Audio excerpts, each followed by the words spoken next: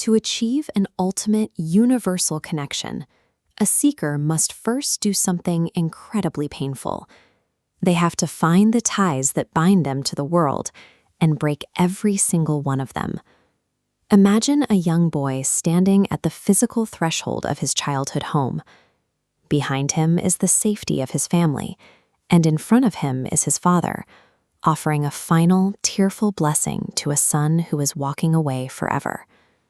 The grief of that departure is profound, but it is immediately overpowered by an unquenchable thirst to find the divine. For this boy, the pain of leaving home is simply the necessary cost of his mission. He leaves behind the familiar environment of his village. The dusty streets, simple homes, and predictable rhythms of rural life are left to the past. The boy on the dusty road is trading his personal history for a future he cannot yet see. By leaving behind everything he was, he ensures he is ready for whatever transformation lies ahead. The first stage of this process takes the boy to the banks of the river Ganga. Here, among the ancient ghats and bathers in Kashi, his formal education begins in strict isolation. He enters a period of tapasya, which is the practice of severe physical and mental austerity. It involves the systematic application of pressure designed to exhaust the body's worldly desires. This absolute detachment is known as vairagya. For the seeker, vairagya means enduring near total isolation, unbroken meditation, and constantly chanting the Shiva mantra, often pushing the body to the limits of hunger to still the mind. The physical manifestation of this discipline is harsh. A seeker on this path might sit covered in sacred ash, their physical form heavily worn down. Every layer of personal identity is stripped back to the barest essentials. The psychological goal is to dismantle the ego and empty the mind of the self. By creating this total vacuum, the seeker waits for something new to rush in and fill the void. Kashi serves as the structural foundation of the journey. In this Shiva phase, the seeker undergoes a quiet dismantling, stripping away the noise of the self until the mind becomes a silent, receptive space. With the internal clearing complete, the journey makes a radical shift.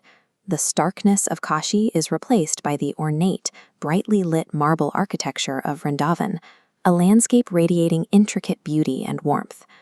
The seeker now turns towards bhakti, or the path of focused devotion. It involves the intentional directing of one's emotional energy towards the divine, building upon the rigid focus of his previous years. The spiritual focus pivots away from the cold, formless void and looks towards the vibrant, romantic relationship between the deities Radha and Krishna. This devotion is often expressed through the Ras Leela.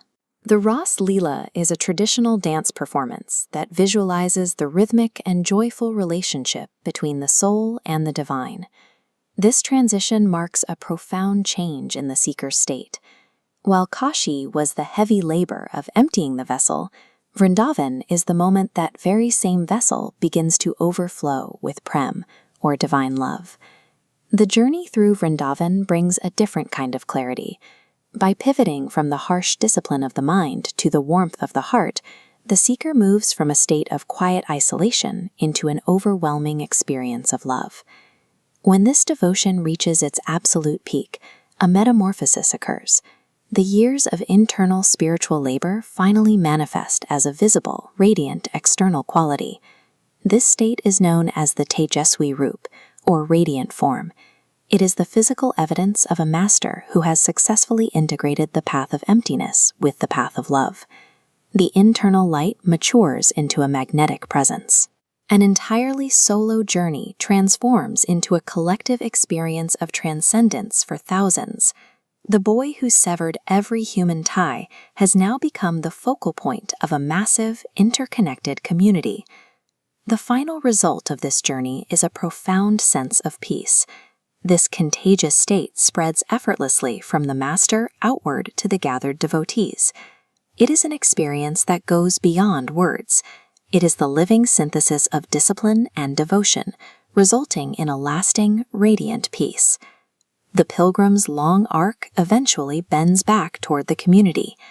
The peace found in years of solitary searching is finally brought home, where the light of one becomes a beacon for many.